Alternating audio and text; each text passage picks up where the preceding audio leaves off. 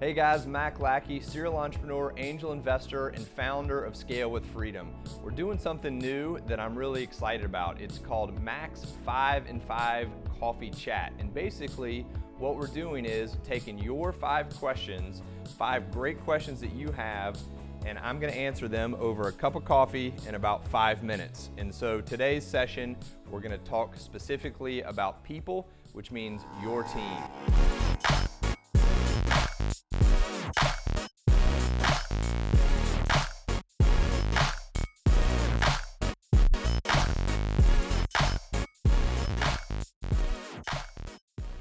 So let's go to the questions. These are questions that came in over social media, so be sure to send your questions for next week. But today's questions, again, all about team. How do you know when it's the right time to hire your first employee? Great question. A lot of us, when we start our companies, we start out as solopreneurs. We're a one-man band, and so we're doing everything ourselves.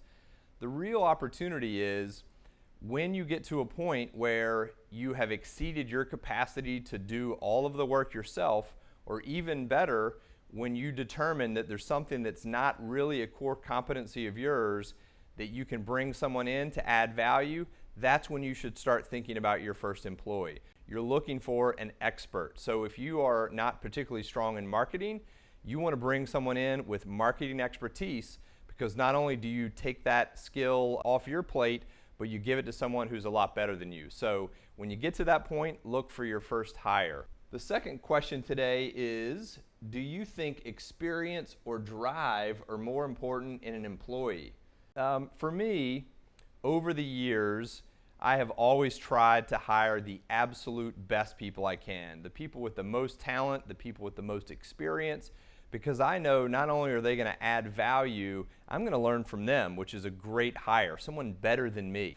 But at the end of the day, I also believe very strongly that you can train people. If you have a really, really good team member that's driven and motivated, you can train them to do just about anything. So if I had to choose between the two, I would probably choose drive. Looking for both, but if I had to choose drive. How risky is starting a company versus a safer corporate job? And I guess this is kind of related to employees. And if you've heard me talk before, I would say you know my answer, and that is I actually think it's lower risk to be in a startup or to start a company than to be in a corporate job. You control your own destiny. So if you're sitting in a corporate job, you're in a cubicle in a big company, you are basically employed at the whim of your boss or that organization. So if you're thinking about it, consider it risk reducing, not risk enhancing. Another question, should I offer my employees equity in my startup? Wow, that is a question I probably get multiple times every week.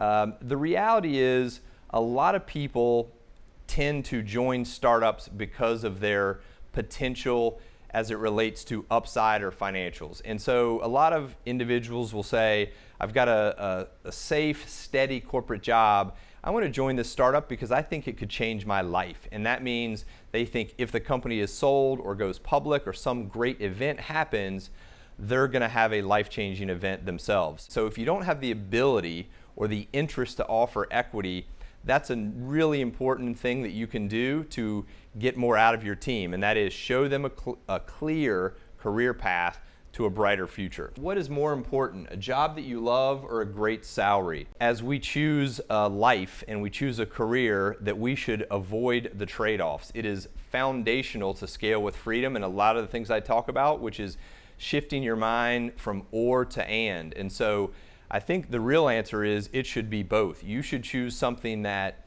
you're really passionate about, something you think can really advance your personal interests and skills, but as much as anything, you also believe not only covers your basic needs, but gives you a great opportunity. If you have to trade off, I think the way I would caveat that is do something that you love or that you're really, really good at, and do that because you know if you continue to focus on those things, you're gonna make more money. All right, one more quick question here.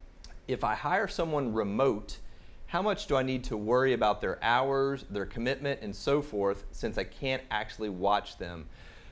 Great question. So in today's modern workforce, it is increasingly likely that the people that not only you're going to have access to, but you probably should hire, which is the best of the best, are going to be remote. The reality is they're all over the world. This is a global marketplace. It's all about performance. And so a lot of my team is highly distributed. People not only throughout the US, but in other parts of the world that are doing things with me that I'm able to track their performance using digital tools.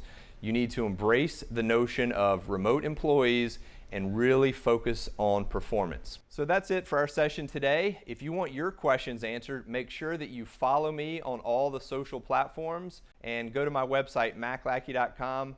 We'll take your questions. We'll answer them right here on Mac's 5 and 5 Coffee Chat.